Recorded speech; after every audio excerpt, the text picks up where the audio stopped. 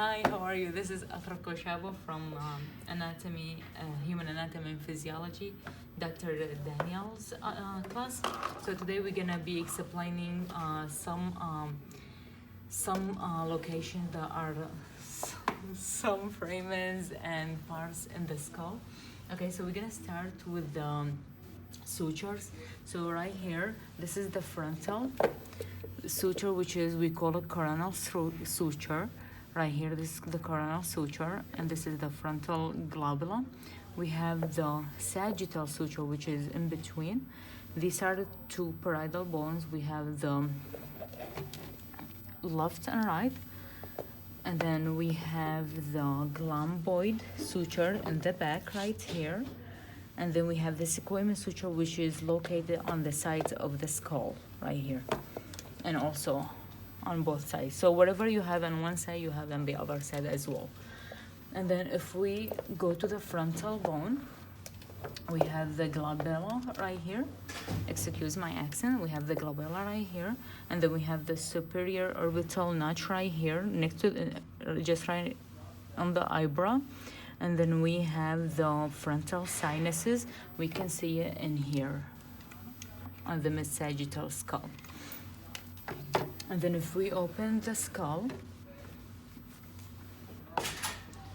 we have the sphenoid bone right here, if you can see it, and we have it in a smaller vision right here. So these are the greater lesser wings. Sorry, wrong way. Greater lesser wings, and then we have the hypophyseal fossa. It's in the middle right here. And then we have supraorbital fissures. We can see them right here, the open margins. We have the optic canals right here, and sphenoid sinuses. And this is the rotundum, rotundum canal. And then we have the ovale rotundum foramen, and then rotundum foramen, and then the ovale foramen, and then we have the spinosum canal right here. Okay, and then we have we'll go to the foramen locerum. We cannot see it in here because it gets dislocated when we remove the sphenoid from the skull.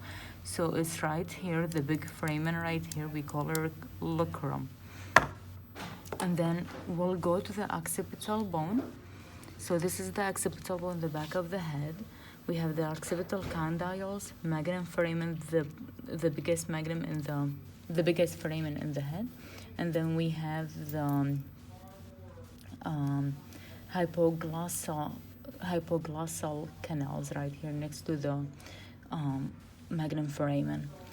And then if we take a look at here, we have the jugular foramens, the big ones. So now we're done with this. We're gonna go ahead and explain the, the ethmoid bone, which is located right here. So if we're gonna remove it, this is, we only can see the top of it. We cannot see the bottom of it because it's just like in the skull.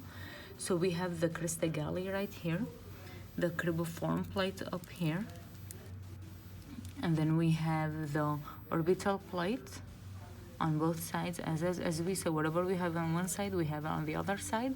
Mandibular plate, and then we have the nasal middle conchus. And let's see what else. I believe that's it with this bone. We'll go ahead over the temporal bone. So these temporal bones are located right here. Okay, so this is left. Okay, so this is the left left temporal bone. We have the carotid canal up here, right underneath the styloid process.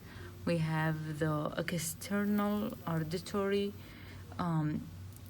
meatus right here, which is right underneath the mastoid process, and then we have the mandibular fossa up here, and this is zygomatic process, styloid process, mastoid region, where is the rough area, and the mastoid process right here, even though it doesn't see in process.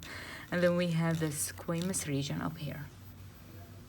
And then we have the left parietal bone, right parietal bone. If we put them together, they're gonna show on the skull right here, just like this.